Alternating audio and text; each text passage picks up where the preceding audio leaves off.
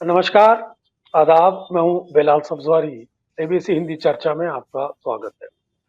दिल्ली का मुख्यमंत्री तय हो गया है, सिर्फ पर्ची से नाम निकलना बाकी है। प्राइम मिनिस्टर फ्रांस, उसके बाद अमेरिका के दौरे पर है, फिर वो आके इसकी घोषणा कर देंगे। हमारे साथ एक खास मेहमान मौजूद है, सुरेश कौटिचिल, जो एक-एक चीज़ पर नज़र रखते हैं भारतीय जनता पार्टी। उन्हें ये भी पता है कि दिल्ली का मुख्यमंत्री कौन होने जा रहा है। वो उन प्रोस्पेक्टिव नाम को जानते हैं और उन्होंने उनकी जो बातें होती हैं, वो बिल्कुल सही निकलती हैं दिल्ली को लेकर। अब हम उनसे पूछना चाहेंगे कि दिल्ली के मुख्यमंत्री पर उनका क्या प्रिजम्पशन है, वो किन नामों की संभावना जताते हैं, वो कौन सा नाम है जो पर्ची से निकलेगा, जो राजस्थान में निकला था। बिलाल साहब, अगर मैं सट्टा बाजार में खेलूं ना तो मुझे मर्सिडीज बेंज खरीदने का पैसे मिल जाएंगे अगर मुझे पता है नाम। नाम तो पता नहीं है लेकिन उनका स्ट्रैटेजी पता है मुझे। वही बात है, क्योंकि हमें पहले बार नहीं देख रहे। हमने छत्तीसगढ़ में देखा था, मध्य प्रदेश में देखा था, हरियाणा में देखा था और उससे पहले राजस्थान में भी देखा था कि कई पर्ची से जो नाम निकलती है वो ऐसे परेशान हो जाते हैं लोग देख के कि ये भाई ये इसका कहाँ था ये बंदा अभी तक, कहीं छुप के बैठा था क्या ये होता है। लेकिन दिल्ली में थोड़ा इजी हो जाता है, क्योंकि दिल्ली में जो पार्टी का जब नेता देखा जाता है, साहिब सिंह वर्मा के बेटे हैं, तो एक पेडिग्री रहता है उसका, उनका कि चलो भाई ये पॉलिटिक्स में बहुत दिन से है, इनको लोकसभा का टिकट नहीं दिया गया था, फिर भी इन्होंने कुछ हंगामा नहीं किया, चुपचाप बैठे रहे और एक जायंट किलर साबित हो गए जब वो अरविंद केजरीवाल को हरा दिया। मैं परवेश शर्मा की बात कर रहा हूँ। अगर मेच्योरिटी है पॉलिटिकल लेवल पे, मुझे लग रहा है कि उन्हें मुख्यमंत्री बनाना चाहिए और इसके दो तीन कारण हैं। मैं आज सुबह भी बहुत सारे चैनल में डिबेट कर रहा था कि राहुल गांधी को, शायद हम भी सुबह बात करते थे, राहुल गांधी ने पहले कहा कि 1 करोड़ लोगों को महाराष्ट्र में जोड़ा गया इलेक्ट्रल रोल्स में, फिर उन्होंने उसका नंबर कम करके 70 लाख कर दिया, फिर उन्होंने कहा नहीं 70 नहीं है वो 40 लाख है। ये 40 लाख लोग कौन है? मान भी लेंगे 40 लाख लोगों का नाम जोड़ा गया 2024 के लोकसभा इलेक्शन के बाद और जो असेंबली के चुनाव हुए थे उससे पहले महाराष्ट्र का। ये 40 लाख लोग वो है जो 18 साल से ज़्यादा उम्र के पहले बार वोटिंग के लिए आए थे। हम जब इलेक्शन के एनालिसिस देखते हैं, आपको पता ही है बिलाल जी, की हम वो सेगमेंट के बारे में बात ही नहीं करते। हम बोलते हैं कि एससी कितने वोट किए, एसटी कितने वोट किए, ओबीसी वालों ने कहाँ गया, महिला किसको वोट दिया, ये सब बात करते हैं। लेकिन हम कभी ये नहीं बोलते हैं कि ये जो यंगस्टर्स है, ये जो पहले बार वोट करने आ रहे हैं, एक तो कितने फीसदी लोगों ने वोट किया, दूसरा ये जो लोग वोट किए उसमें किस पार्टी के लिए वोट किया। मुझे आज तक तो पता नहीं, मैंने तो कोई एनालिसिस में ये जो एज ग्रुप दिखा नहीं। मैं पता नहीं आपको, आप कहीं देखे होंगे। ये है वो 40 लाख लोग। ये है लोग जो देवेंद्र फडणवीस, शिंदे जी और अजित पवार को जिताए थे। ये लोग हैं वही हरियाणा में बीजेपी को जिताए थे। आपको पता है कि अगर ये लोग बीजेपी के लिए ना वोट करते तो वही ओपिनियन पोल बराबर आता जो हरियाणा में पहले आ गया था कि बीजेपी बुरी तरह हारने वाला है। तो उसमें कोई लॉटरी नहीं लगी थी, कि सबको पता है कि ये वहीं से आए थे और हम इनके बारे में भूल ही गए। तो यंगस्टर्स, मैं इसलिए ये बात दोहरा रहा हूँ क्योंकि जब हम आज के ऑडियंस को देखते हैं तो एक सैनी को देखते हैं, एक बाकी जो मुख्यमंत्री है छत्तीसगढ़, उनका नाम भी याद नहीं आता बाय द वे। आपको शायद याद आएगा नाम, उनके याद भी नहीं रहता नाम उनका। तो एक साहब जैन साहब है कोई, पता नहीं कहाँ, मध्य प्रदेश के, पता नहीं। तो ऐसे मुख्यमंत्री है जो जो बिल्कुल आउट ऑफ द ब्लू कहते हैं अंग्रेज में, निकल के आए थे। और अच्छा है क्योंकि इनके पास कोई बड़ा 30 एमएलए या 40 एमएलए लेके नहीं घूम रहे, जैसा बीरेन सिंह घूम रहे हैं, धमकी दे रहे हैं कि मैं वो करूंगा ये करूंगा। है ही नहीं उनके पास कोई एमएलए, 5 या 6 होंगे इनके साथ। तो ये हाल है। तो अगर वैसी तरह देखा जाए तो यंगस्टर को दिल्ली में मुख्यमंत्री बनाना चाहिए। At the end of the day हम सबको पता है कि जो पावर है वो अमित शाह के हाथ में रहेगा और दिल्ली का जो ट्रांसफॉर्मेशन है वो मोदी जी करेंगे।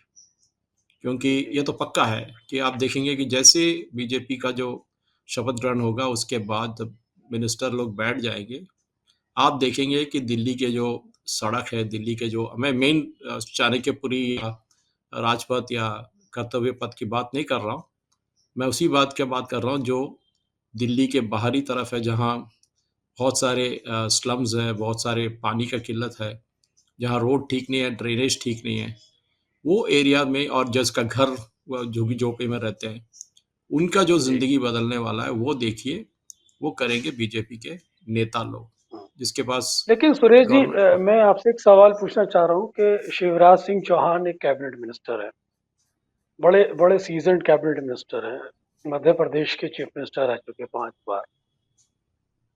वो कराड़ी के अंदर एक जन सभा को संबोधित कर रहे थे, कपिल मिश्रा की, कपिल शर्मा की,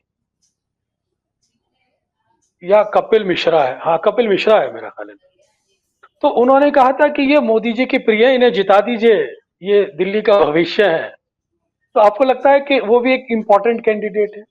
अगर आप महिलाओं की बात करें तो सुषमा स्वराज की बेटी बांसुरी स्वराज भी इम्पोर्टेंट है। वहीं अगर आप पूर्वांचल की पृष्ठभूमि से देखें, तो मनोज तिवारी भी बड़े, वो तो प्राइम मिनिस्टर नरेंद्र मोदी की पोस्टर की पूजा भी करते हैं, उनका बर्थडे बनाते हैं, उनको भगवान की तरह मानते हैं। तो ये सारी संभावनाएं भी है। इनमें से आप प्रवेश वर्मा को प्रायोरिटी दे रहे हैं क्योंकि प्रवेश वर्मा एक संघ पृष्ठभूमि से आते हैं, साहब सिंह वर्मा के बेटे हैं। लेकिन अन्य नामों पर आपका क्या कहना? सी अन्य नाम के बारे में मुझे कुछ ज़्यादा बोलने की ज़रूरत नहीं है, क्योंकि मुझे लग रहा है बांसीरी स्वराज तो डिस्क्वालीफाई हो जाएंगे। एक तो वो एमपी है, ऊपर से वो बहुत न्यूबी है, जैसे अंग्रेजी में कहते हैं न्यूबी, जो अभी अभी आए हैं पॉलिटिक्स में, और जो पॉलिटिक्स का रफ एंड टम्बल वो अभी तक जाने नहीं उन्होंने, उनको इंसुलेट करके रखा हुआ था।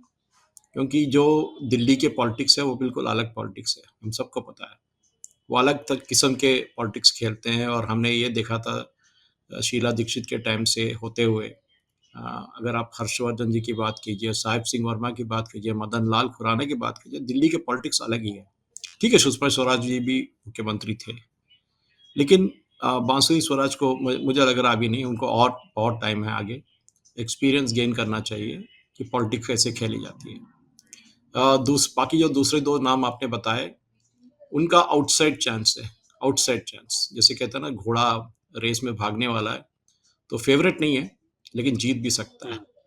लेकिन मुझे क्यों मैं परवेश इनके शर्मा जी के बारे में बात रहा था कि ये प्रवेश शर्मा की ये जो उन्होंने उनके पिताजी के पॉलिटिक्स देखा है। साहिब सिंह वर्मा तो बहुत कद से भी बहुत टॉल थे, लेकिन टॉल लीडर भी है वो थे, तो दिल्ली के पॉलिटिक्स जानते हैं वो। जैसे आप मार्केन फैमिली के बारे में बात करते हैं दिल्ली में, और दीक्षित फैमिली के बारे में बात करें, ये लोग सारे बहुत नज़दीकी से दिल्ली के पॉलिटिक्स देख चुके हैं। और अगर दिल्ली में बीजेपी के जो एमएलए हैं उनको संभालना पड़ेगा, उनको उनका जो डेवलपमेंट प्रोजेक्ट्स है वो करना पड़ेगा, तो दिल्ली में एक मुख्यमंत्री होना ही है। और मुझे लग रहा है, क्योंकि उनका जो एक्सपीरियंस है, पॉलिटिकल एक्सपीरियंस है, मुझे सबसे बड़ा क्वालिफिकेशन बिलाल जी इस बात पे लगता है कि अगर आप किसी को टिकट ना दे लोकसभा के लिए, तो वो बहुत हंगामा करते हैं। हमारे यहाँ तेलंगाना में भी करते हैं बीजेपी वाले, छोटे छोटे मोटे नेता भी हंगामा करते हैं कि उसको कैसे टिकट दिए, मुझे क्यों नहीं दिया, मैं इस्तीफा करने जा रहा हूँ, मैं जा रहा हूँ पार्टी छोड़ के। लेकिन आप 2 महीने के बाद देखें वहीं बैठा है जहाँ वो बैठा था, कोई इस्तीफा नहीं दिया उसने। लेकिन जी, जी। इस केस में नहीं हुआ था, उन्होंने चुपचाप मेच्योरिटी के साथ बैठा, उनको पता था कि मुझे और कोई रोल के लिए पार्टी कंसिडर कर रहा है। तो मुझे लग रहा है अभी ये बदल सकता है, ये कोई नहीं कि कहीं पत्थर में लिख के रखा है कि यही होने वाला है।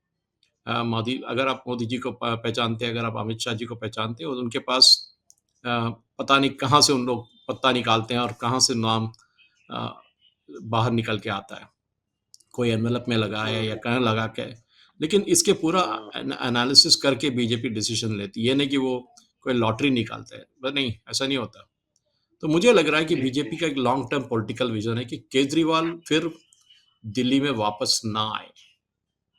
तो उसके लिए ना हम्म, आने का 3-4 चीज करना पड़ेगा दिल्ली में। एक, केजरीवाल ने जो स्कीम चलाया था, मुफ्त बिजली मुफ्त पानी, वो स्कीम को बीजेपी को आगे चलाना पड़ेगा। अभी तो डिसकंटिन्यू नहीं कर सकते, लेकिन क्वालिटी बढ़ा हम्म, सकते हैं, पानी का क्वालिटी बढ़ा सकते हैं। उन्होंने कहा कि भैया आपको 400 लीटर एक आदमी को दे रहे हैं, हम कल से 300 लीटर देंगे, लेकिन आपको साफ सुथरा पानी मिलेगा। तो जब बंदा पानी मिल रहा हो बोलेगा हम्म, ठीक है यार, साफ सुथरा पानी तो मिल रहा है। और एक बात है कि हम्म, आप कहते हैं कि ठीक है जी इलेक्ट्रिसिटी देंगे, करंट देंगे, लेकिन आप बोलेंगे कि आपके घर में अगर एसी है तो हम आपको करंट नहीं देंगे। ऑडिट करना पड़ेगा, बहुत मुश्किल है, करना पड़ेगा, ऑडिट करना पड़ेगा। हम्म, ऐसे करने से क्या होता है कि एफिशिएंसी, जो डिस्ट्रीब्यूशन सिस्टम का एफिशिएंसी है वो आगे आता है। ये करने के लिए, सारी जी, चीज के लिए बीजेपी के पास एक पॉलिटिकल वेपन होना चाहिए, पॉलिटिकल टफनेस होना चाहिए। जैसे हैदराबाद के ओल्ड हम्म, सिटी में कोई इलेक्ट्रिसिटी रीडिंग वाला जाने को डरता है आज भी, क्योंकि ओवैसी के लोग उसको ऐसा चप्पल लेके मारेंगे कि वो करंट का रीडिंग लेने आएगा तो उसको मारेंगे उसको। और बहुत सारा जी इंसिडेंट भी हो चुका है ऐसा, लेकिन उससे कोई डरा नहीं। लेकिन गवर्नमेंट टफ हो जाता है, रेवंत रेड्डी का गवर्नमेंट ने कहा ठीक है पुलिस को भेजेंगे साथ में उसके रीडिंग लेने के मीटर का, तो सब बिल्कुल साफ हो गया, बिल्कुल रीडिंग मिल गया। यही तो दिल्ली में होना है। दिल्ली में एक कंप्लीट ऑडिट होना चाहिए। या अभी कोई झुग्गी झोपड़ी में रहता है, वो आके बोलता है भैया मेरे को प्रधानमंत्री आवास योजना में घर चाहिए, तो आप मुख्यमंत्री है तो आप कैसे डिसाइड करेंगे कि उनको घर चाहिए नहीं चाहिए? आपके एमएलए आपके ऊपर प्रेशर करेंगे, आपके कॉर्पोरेटर आपके ऊपर प्रेशर डालेंगे। तो दिल्ली में दो तीन चीज करने होंगे जो भी मुख्यमंत्री आएंगे। वो एक है कि दिल्ली के जो एमसीडी है, municipal corporation of Delhi, 4 zone में जो बटे हैं, उसको वापस बीजेपी जी अपने खाते में लेना चाहिए। उसके लिए किसी को खरीदना पड़े या किसी को लेके आना पड़े। खरीदना जब मैं कहता हूँ पैसा नहीं करो, अगर उनको लेके आना है समझ बुझा के भैया बीजेपी की तरफ आ जाइए, अब केजरीवाल का कुछ नहीं रहा है यहाँ, तो एमसीडी आ जाता है बीजेपी के हाथ में। क्योंकि अगर आपको लोकल लेवल पे डेवलपमेंट करना है तो आपको एमसीडी के कॉर्पोरेट, तो यहाँ फिर एक जी एक्सपीरियंस जी पॉलिटिकल हैंड की जरूरत पड़ती है। तो ये जी सारी चीज मिला के मैं यही देख रहा हूँ कि अगर हम करें परवेश शर्मा जी की ये करेंगे तो काम करेंगे, क्योंकि इनके पास एक्सपीरियंस है। लेकिन मैं गलत भी साबित हो सकता हूँ। अगर कोई नया कैंडिडेट है, मुझे को उसमें कोई क्या कहते हैं, उसमें कोई परेशानी नहीं होगी मुझे।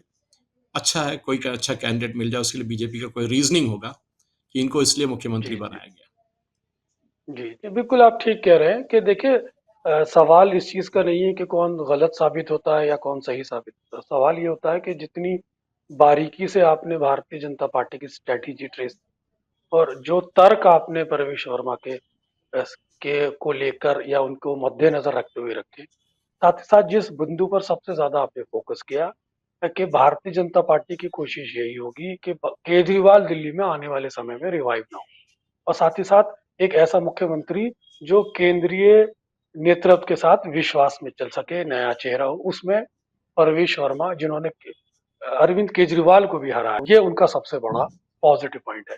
उनके चांसेस बहुत ज्यादा हैं। इसके अलावा अगर कोई नया चेहरा आता है तो उसका भी उसके बारे में कोई सरप्राइज नहीं होना चाहिए, क्योंकि ये निर्णय finally prime minister Narendra Modi ji और अमित शाह को लेना है। प्राइम मिनिस्टर अमेरिका की दौरे के बाद आके इसके संबंध में यकीनन राजस्थान जैसी पर्ची निकाल देंगे, जिसको वो चाहेंगे वही दिल्ली का मुख्यमंत्री बनेगा। ये बात ठीक है कि थोड़ी बहुत ओहापा देखने को मिल सकती है। सुरेश जी, आप हमारे साथ जुड़े, आपका बहुत बहुत शुक्रिया। एबीसी दर्शकों से मेरा निवेदन है कि एबीसी चैनल को सब्सक्राइब करते रहें, एबीसी चैनल को सभी प्लेटफॉर्म पर शेयर करते रहें, साथ ही साथ एबीसी चैनल पर अपने जो विचार है कमेंट बॉक्स में निरंतर हमें प्रदान करा। धन्यवाद। एबीसी हिंदी न्यूज, आज ही जुड़िए हर खबर के साथ